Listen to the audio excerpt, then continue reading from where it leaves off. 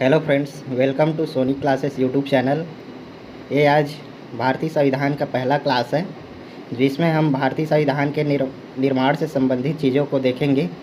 अगर ये क्लास आपको अच्छा लगता है तो लाइक करिए, शेयर करिए, सब्सक्राइब करिए और कमेंट करके ज़रूर बताएं कि कैसा लग रहा है, ताकि ऐसा वीडियो हम और लेकर के आएँ और आपकी तैयारी में हेल्प हो सके।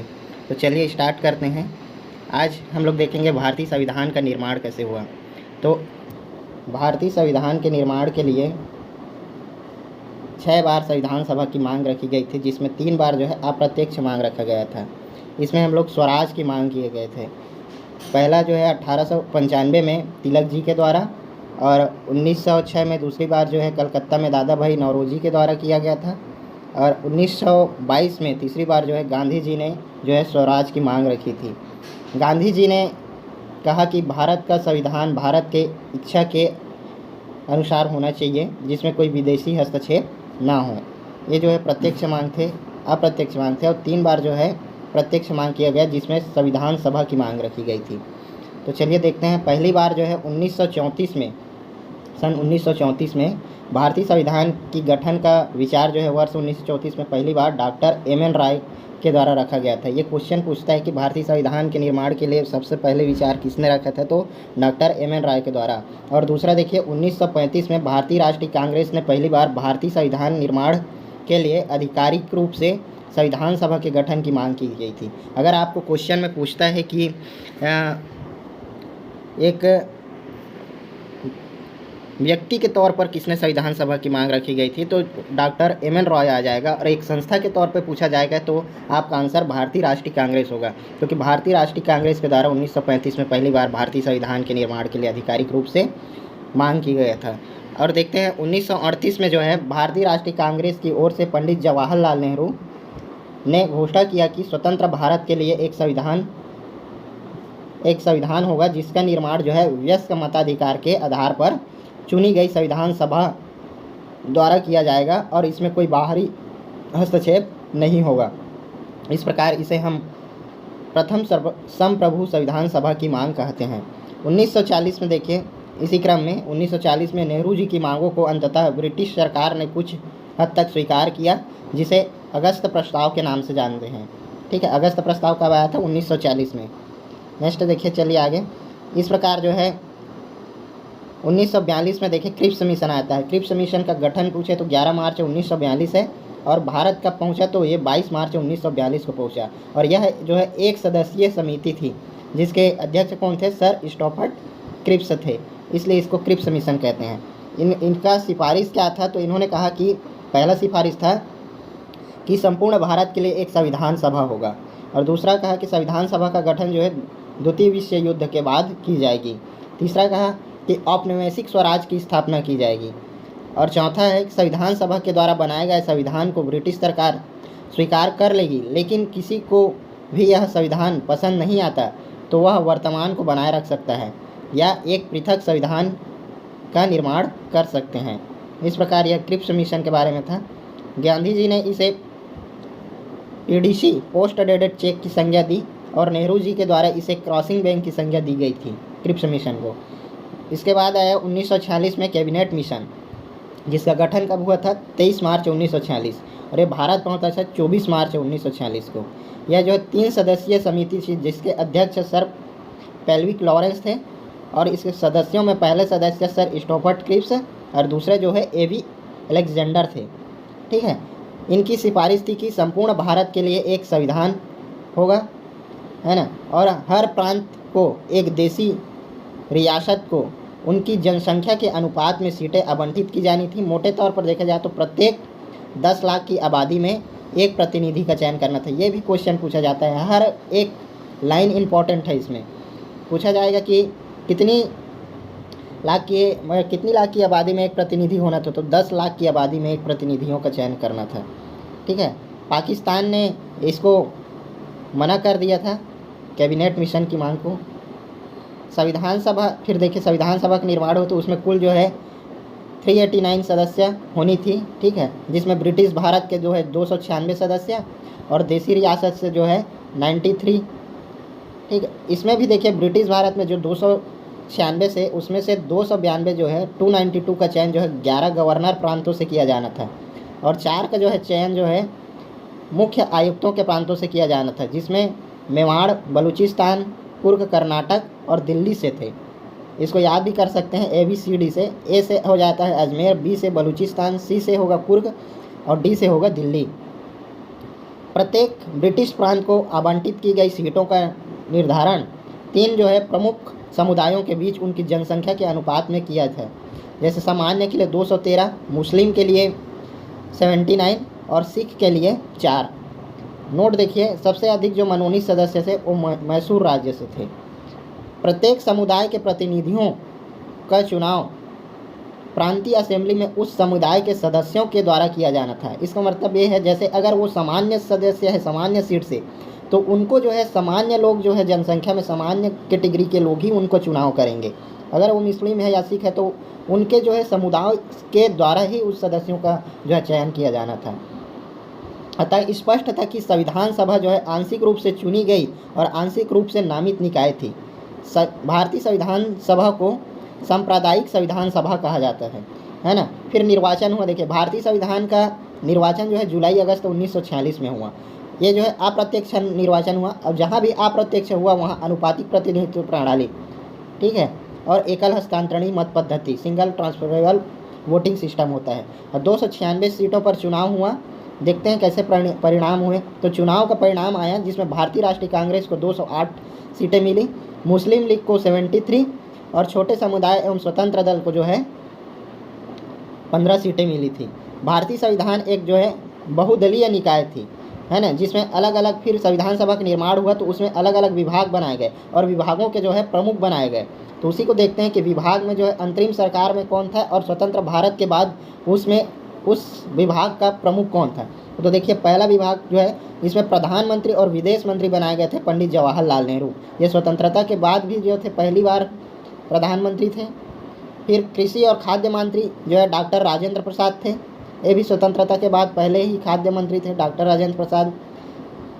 गृह एवं सूचना प्रसारण मंत्री जो है सरदार पटेल थे। श्रम मंत्री देखेंगे तो जगजीवन राम और रक्षा मंत्री जो है बलदेव सिंह थे। और उद्योग मंत्री देखें तो जान मथाई, है ना। और स्वतंत्र भारत के पहले उद्योग मंत्री देखेंगे तो श्यामा प्रसाद मुखर्जी थे। रेलवे मंत्री देखें तो अंतरिम सरकार में जो है अरुणा असफ अली थे। और स्वतंत्र भारत के पहले रेल मंत्री जो है जान मथाई थे।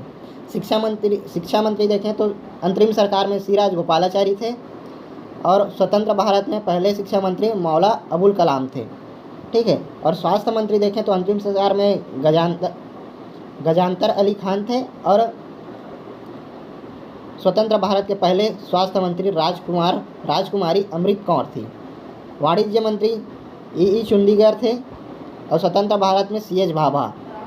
वित्त मंत्री लियाकत अली और स्वतंत्र भारत के पहले वित्त मंत्री षणमुगम सेठी। विधि मंत्री देखें तो जोगेंद्रनाथ मंडल थे अंतरिम संसद में। और स्वतंत्र भारत में बाबा साहेब अम्बेडकर जो है पहले विधि मंत्री थे, ठीक है। ये तो मंत्रियों का देखिए कैसा था, ये भी क्वेश्चन पूछा जाएगा, ठीक है। अब देखते हैं कि संविधान सभा की कितनी बैठकें हुई। तो मुख्य तौर पर इसमें 3 थे लेकिन 4 बार बैठक हुआ था, ठीक है। पहला बैठक जो है 9 दिसंबर 1946 को हुआ था। इसमें प्रथम बैठक में जो है अस्थायी अध्यक्ष का चुनाव किया गया, जिसके पहले अस्थायी अध्यक्ष जो है डॉक्टर सच्चिदानंद सिन्हा थे, हैं। मुस्लिम लीग ने बैठक का बहिष्कार किया, पृथक संविधान की मांग रखे, इसलिए बैठक में केवल जो है 211 सदस्यों ने ही हिस्सा लिया था। दूसरी बैठक जो है 11 दिसंबर 1946 को हुआ, जिसमें स्थायी अध्यक्ष डॉक्टर राजेंद्र प्रसाद का चुनाव हुआ।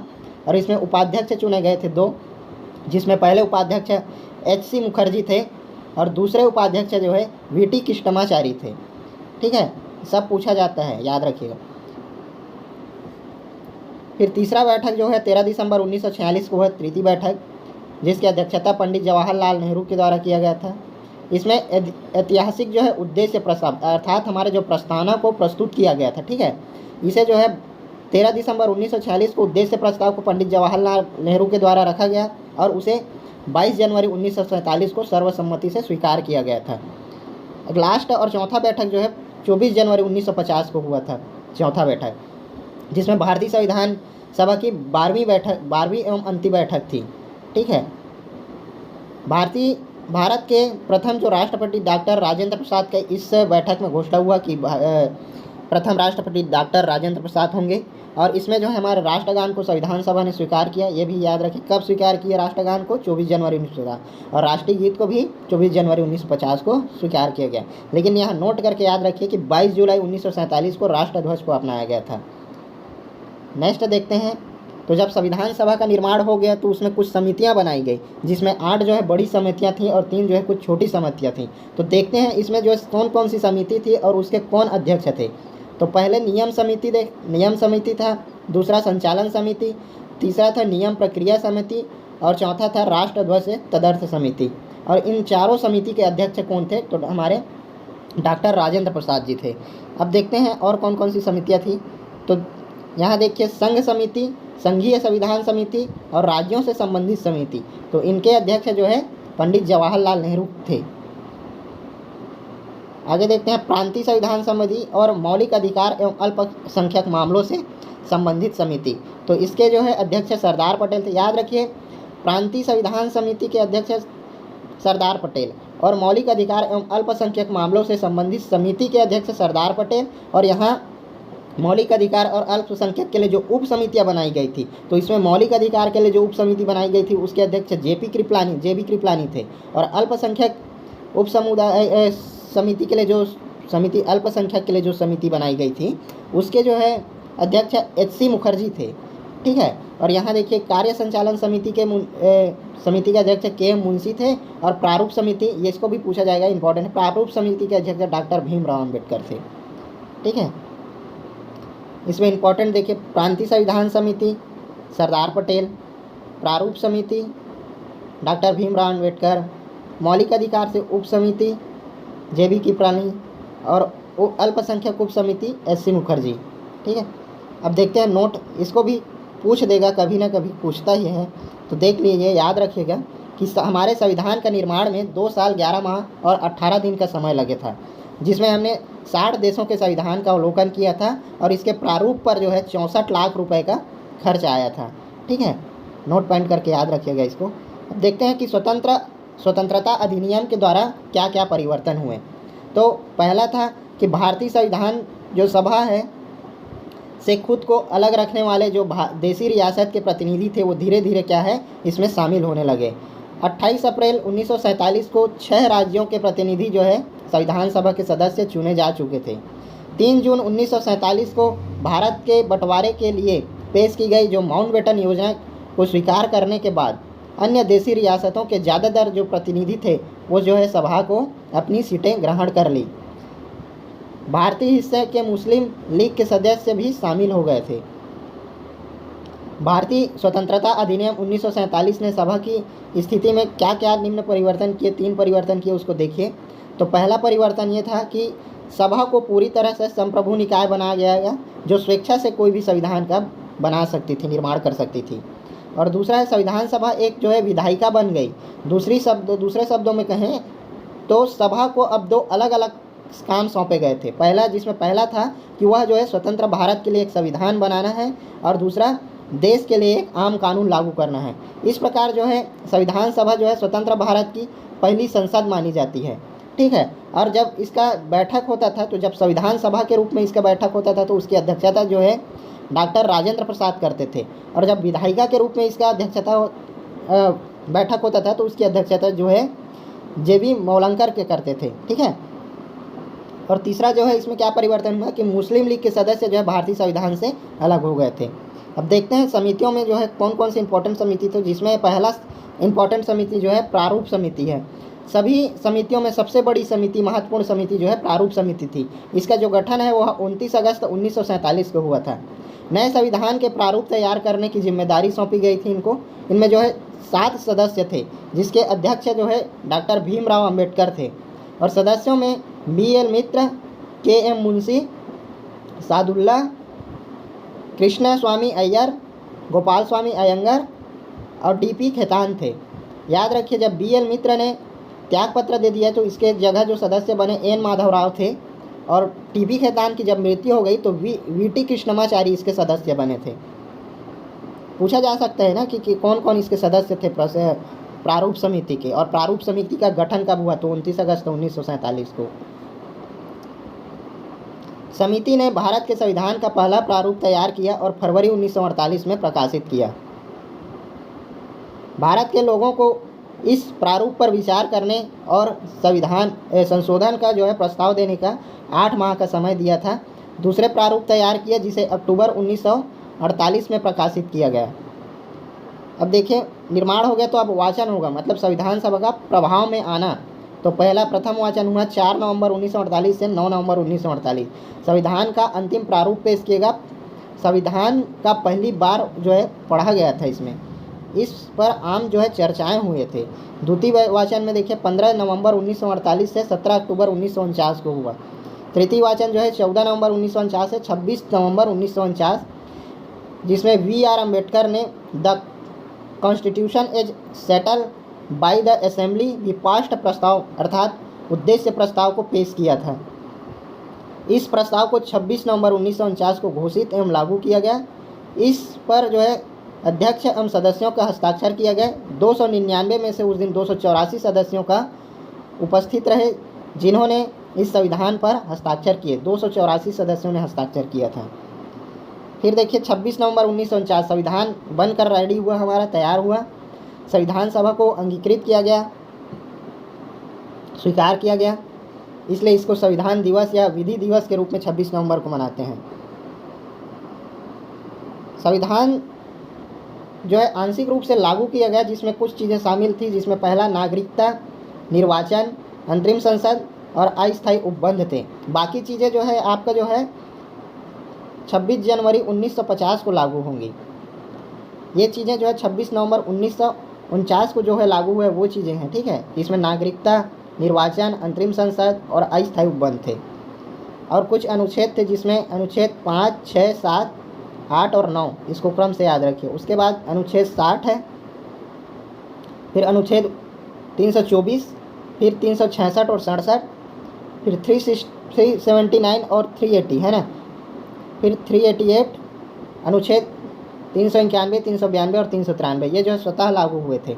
संविधान के जो शेष प्रावधान थे वो मैं बोला 26 जनवरी 1950 को लागू हुआ था, ठीक है। अब कुछ महत्वपूर्ण तथ्यों को देखते हैं और आज का जो है यह क्लास जो है यहीं जो है एंड करेंगे।